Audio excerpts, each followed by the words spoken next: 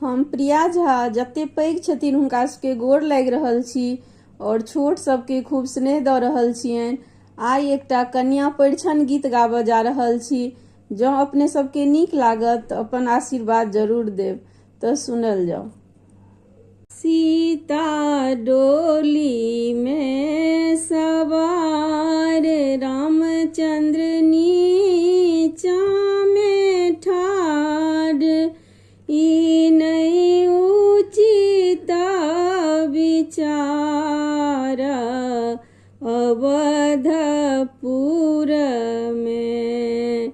सीता डोली में सवार रामचंद्र नीचा में ठाढ़, ई नहीं उचित विचार अवधपुर में। ई नहीं उचित विचार अवधपुर में। सीता होइयो ने बहार, कते करै छी सम्हार, कते करै छी सम्हार।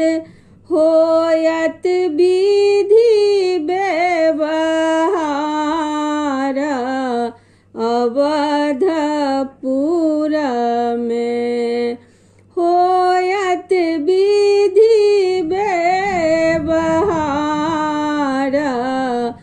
अवधपुर में। जगमग दीप जराऊ, सखी सब मंगल गाऊ, सखी सब मंगल गाऊ।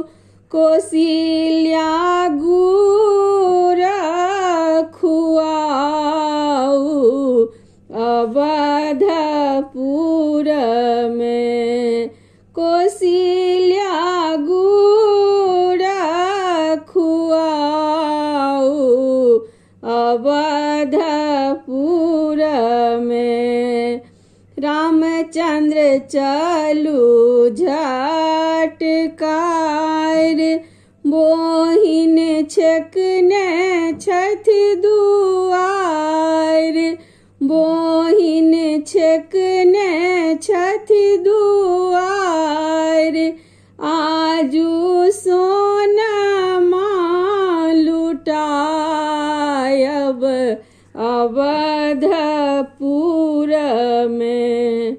आजू सोनमा लुटाएब अवधपुर में। धन्यवाद।